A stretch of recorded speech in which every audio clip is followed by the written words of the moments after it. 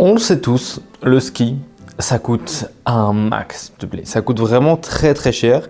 Et du coup, dans cette vidéo, je vais te parler tout simplement de plein d'astuces qui m'ont permis d'économiser pas mal d'argent. Alors ça peut varier de 50 € la semaine à 400, 500, voire même 4000 €.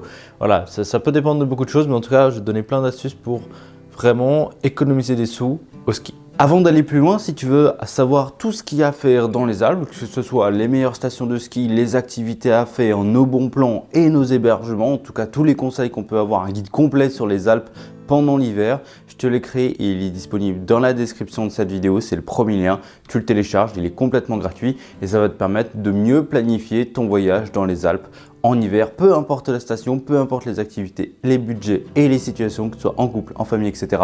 Tout est dans ce guide-là, il est complètement gratuit, il va vraiment t'aider à aller plus loin et à organiser de meilleures vacances. Donc télécharge-le directement dans la description et nous, on continue sur la vidéo. La première, ça va être tout simplement les logements. Moi, je te parle de logements équivalents, c'est-à-dire le même logement à différentes périodes de l'année.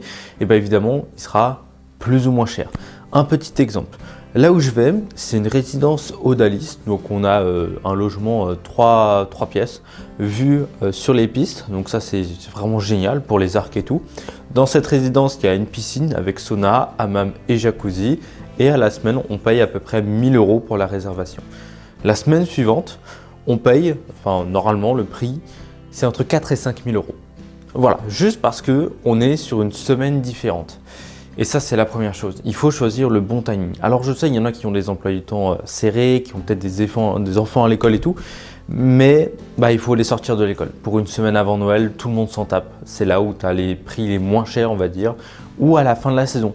Par exemple, ça, moi, je te parle des vacances qui ne sont pas forcément prévues pour la fin de la saison. Imaginons qu'en avril, mettons 3-4 mètres de neige d'un coup en plein mois d'avril, ils n'ont jamais vu ça, etc.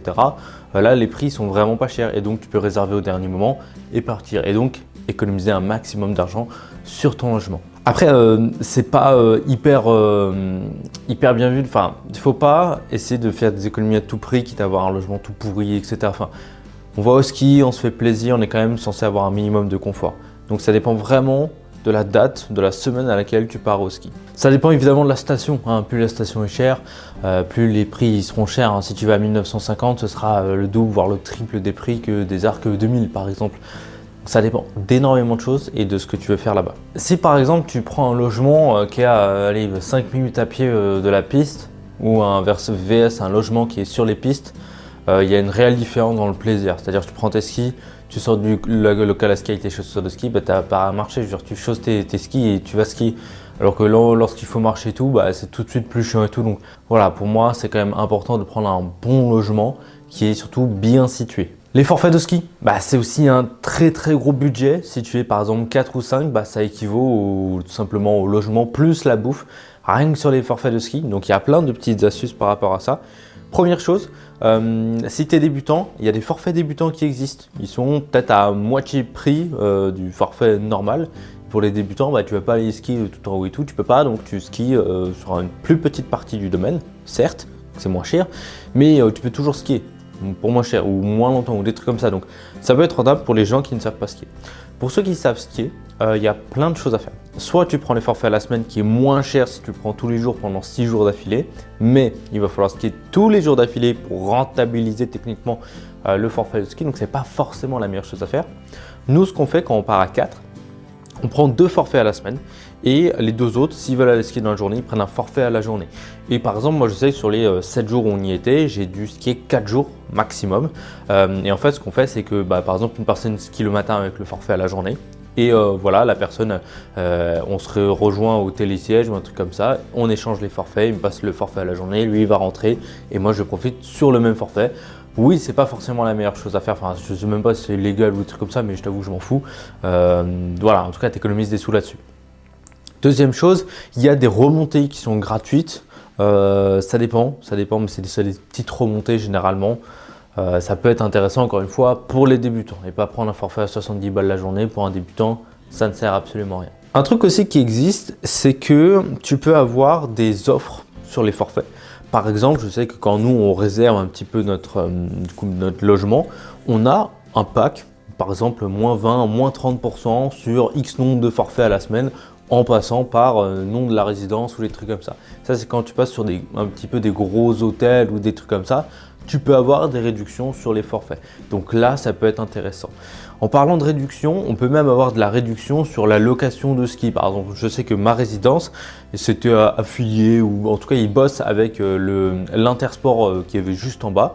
Et du coup, on avait moins 40% sur la location du matériel de ski, ce qui était vraiment pas mal du tout.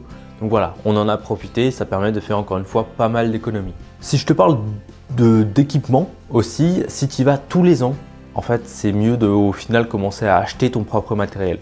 Je te parle de chaussures de ski, de casques, de manteaux de ski, de pantalons de ski, de chaussettes de ski. Acheter tout ce matériel-là, certes, c'est un coût au départ. Après, je te demande pas d'acheter soit du neuf, tu peux aller en occasion sur le bon coin et tout. Tu as vraiment des trucs pas chers à la sortie de l'hiver, tu sais, en mars, avril, mai, les gens ils commencent à revendre un petit peu leurs équipements et toi tu peux en profiter. Voilà, tu peux prendre un truc qui a des gens, ils ont déjà ski dessus, tout le monde s'en fout. Moi j'ai grandi comme ça avec des skis rachetés d'occasion et je revendais quand je grandissais trop. On a fait ça tout le temps et voilà. Et là, au bout d'un moment, vu que j'y vais tous les ans, j'ai acheté mes propres skis, j'ai acheté mes propres chaussures de ski. Et maintenant, je suis tranquille. Mais tu peux les acheter d'occasion, c'est mieux. Parlons un petit peu de la nourriture, parce qu'en station, les Carrefour, voilà, le paquet de 250 grammes de tomates à 1 €, juste au Carrefour au coin de ma rue, il est à 3 € au ski. Donc il y a une grosse différence de prix. Petit conseil, fais les courses en bas de la station. Genre nous, on arrive pour une semaine, et on est en bas dans la vallée, hop, on va au gros Super U, on fait toutes les courses de la semaine. Et on monte en station avec les courses sur nous. Comme ça, on ne paye pas le prix fort, on paye le prix des courses normales ou des trucs comme ça. Alors soit tu vas faire les courses, soit tu le prends en drive. Nous, on l'a pris en drive cette année, c'était beaucoup plus simple. On prend en drive et on se barre. Comme ça, c'est tranquille, ça dure les 15 minutes grand maximum et on est pépère. Parce que si tu commences à faire les courses en haut, ça va coûter une blinde. Sauf si tu viens en train et tout, des fois, tu peux pas, tout simplement. Donc, il faut faire attention à ça. Les restos, c'est pas je les trouve pas vraiment chers, les restos, sincèrement. Donc, ça va. Si tu veux savoir tout ce qu'il y a à faire dans les Alpes, que ce soit les meilleures stations de ski, les activités à faire, nos bons plans et nos hébergements, en tout cas, tous les conseils qu'on peut avoir, un guide complet sur les Alpes pendant l'hiver, je te l'ai créé et il est disponible dans la description de cette vidéo, c'est le premier lien, tu le télécharges, il est complètement gratuit et ça va te permettre de mieux planifier ton voyage dans les Alpes en hiver, peu importe la station, peu importe les activités, les budgets et les situations, que ce soit en couple, en famille, etc. Tout est dans ce guide-là, il est complètement gratuit, il va vraiment t'aider à aller plus loin et à organiser de meilleures vacances.